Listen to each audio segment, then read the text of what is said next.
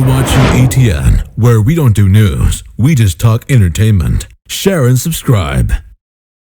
Hey guys, welcome to Entertainment Talk Nation. This is Rob. This video we're going to review, yes, Avengers Age of Ultron. Literally just walked through the door from seeing the movie. Lots of fun. Fantastic movie. I mean, what else can you say? Fantastic movie. You know, there's some things about this movie that were much better than the first one, and there's some things about this movie that just can't top the first one. In terms of what it can't top is the novelty. The first time you see them together in that first movie is just an incredible feeling that you don't really get this time around. I didn't. And that's not a bad thing. That doesn't mean the movie sucks or anything like that. Let's not get crazy. But it's just, it's tough to top. It really is. But what this movie does better is establish a solid story and flesh out key characters that were ignored in the first movie. Most notably, Hawkeye. Hawkeye has such a major role in this movie that it was so nice to see him, the focus on him, not only out there doing all the action and shooting his arrow, but we get to know him on a personal level. And that stood out to me in a major way. And so Hawkeye fans, I feel, will be very, very happy with the character in this film. Another character that got fleshed out a lot was Black Widow. We got to see a little bit of her past, and it's not that she really needed to be fleshed. I mean, we've seen her in so many other, Winter Soldier, the other Avengers, some of the Iron Man movies, but it was nice to see a lot of the things that she alluded to throughout some of the other movies when she's talking about her past. Now, one thing I mentioned in one of my March videos was talking about Thor and how his role would be in this movie. And his role was significant in a sense of what Thor Ragnarok is going to bring to the table. And I believe that Thor, he's finally starting to see something develop that the others have no idea about because they're not from Asgard. They're not from off-planet. So it was very nice to see him as a key component to some of the things to come in the future. So, and one of the things that made me very happy was this wasn't about Iron Man. As much as he is the center point of the story in the sense that he is involved with the creation of Ultron, it's not about him. It's fairly about everybody. And it's not just him that creates Ultron. Bruce Banner is also very much involved. And, Captain, it's amazing seeing the relationship between Captain and Tony, because one minute these guys get along they're like this. They're tight. And then the next minute they're bickering and they're arguing. And to see that kind of relationship progress through the movie really gives you an indication of the kind of passion and conviction that both these men have about the things that they believe in. And that is where this conflict comes in. They both want to do good. They both have a good idea of what it takes to protect innocent, stuff like that. But they're taking two very different approaches. One takes a very straight path and is straightforward and will grind it out to save people. The other one's looking for a shortcut. One way works, one doesn't. You guys don't have to guess who it is. You know what I'm referring to. And that does indeed set the tone for what I think we could expect in Civil War. It's just really, really good. The relationship with Black Widow and the Hulk, it seemed odd to me in the early set. But then as they started to focus on those two characters more, you can understand why they grew a bond. You can understand why Hawkeye and Black Widow never got together. And without spoiling it, you'll find out why in this movie. You understand why Cap and Black Widow never got together. And you understand why why Black Widow and Bruce Banner have this connection. And it makes perfect sense. As odd as it looks, because it seems like it's out of the blue, it makes sense. It actually makes the most perfect sense you could ever think of. Now, the twins were phenomenal. They were great. Honestly, Elizabeth Olsen was great in this movie. And for those who might have wanted to see more of her in Godzilla 2014, they more than compensate in the Avengers. She is extremely powerful. She is powerful. I love the fact that they didn't really water her down from the comic book. You know in the comic book that she has the potential to be extraordinarily powerful. You see that same very potential in this movie, which makes it very good. And I was very happy about that.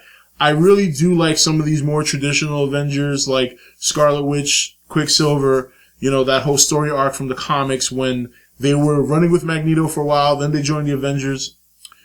Now, Vision. Let's talk about Vision. You'll hear a lot of other reviewers saying how Vision stole the show and this and that. He definitely was incredible. He was. And the look was sleek. I mean, so much like the comic. It's such a joy to see them put in such an effort to keep the characters looking like they do in the comics without it looking too campy. If anything, the one person who stands out, who you could argue is campy, would be Thor. Thor the most. Even Cap's outfit from the first Avengers through Winter Soldier and now Avengers has really toned down a little bit from the campiness to something that's a little bit more realistic, where it's just body armor and the stars and stripes, you know what I mean? The colors of the United States. He's Captain America. But it's very, very, toned down. It's enough so that's Cap, but it's not out there like the first outfit that was all blue and all this. So, but, at the same time, you understand why Thor looks like that. He's from Asgard. He's not from Earth. Those are the clothes he wears.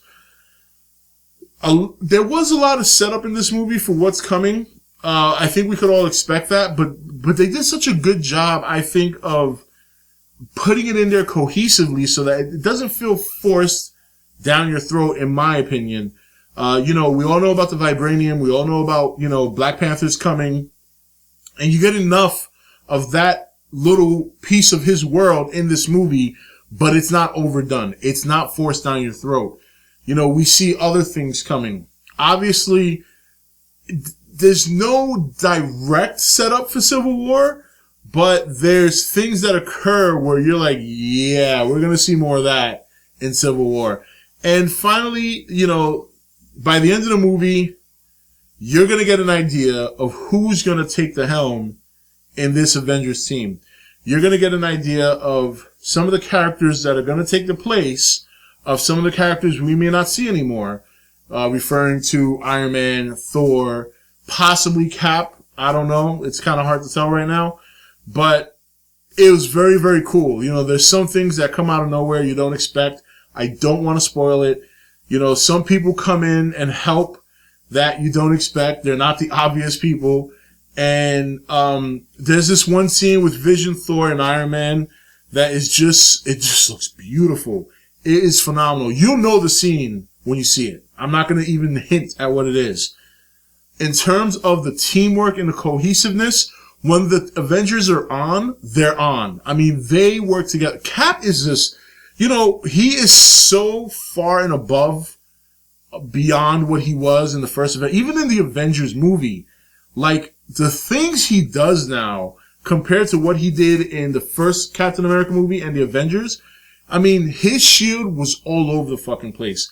His shield was like the number one weapon for the team to use. And if any way possible you could think of his shield being used as an offensive weapon, it was used. It was just incredible. And he held his own much more in this movie than he did in the first. His fight scene with Ultron was incredible, and it wasn't a one-sided fight. They were exchanging blows equally back and forth. And, it's funny, him and Ultron, Captain Ultron, as well as Iron Man and Ultron, had very good one-on-one fight scenes that were great. I mean, it's a fun movie. There's no other way to look at it. It doesn't give that same giddiness that you got in the first movie, but what they did to compensate that was give you a more established storyline. They established the characters a lot better in this movie, especially the ones that we missed out on in the first one. And of course, they're setting up their universe. There's some things in this movie that are finally acknowledged that we haven't heard acknowledged before. And that's really, really kind of gets you revved up, because now you're like, all right, we're getting there. We're getting closer to the end game of what the MCU wants to plan. Overall, it's a fun movie. They did an excellent job considering the amount of characters that are in this movie. And yes, there are some people, or I don't want to spoil it, but there are some people who show up at the end that you wouldn't expect. It's not Spider-Man. Don't get crazy. It's not Spider-Man. I don't want to get people all worked up. But there's some people who show up at the end that it adds to the number of Avengers in terms of, how many people are fighting. But they do a good job of working it all together where it's not an overly long movie.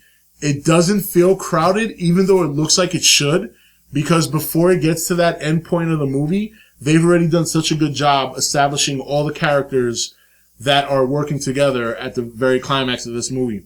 Just a phenomenal movie. I don't want to give anything away. It's the best I can do in terms of a review without really spoiling a lot of things. But my best recommendation, go check out the movie. You're not going to not have fun unless you're either a Marvel hater and you want to criticize it to the world, or you just, I don't know. If I'm going to criticize this movie, it's because maybe I didn't see enough vision. But even that is a very lackluster criticism because you get to see quite a bit of him. Even though he's not in the whole movie, you get to see quite a bit of him. He does his thing. It's very fun to see. And you get an indication of just how powerful he is.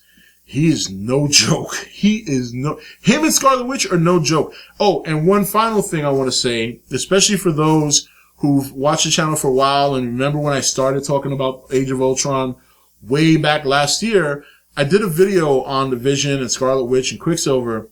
And if you're familiar with the comic, you know that the Vision and Scarlet Witch have a relationship. They're actually married in the comic, or at least at that point when it came out, they were. And one of the things I speculated asked was whether or not we were going to see something like that in this movie.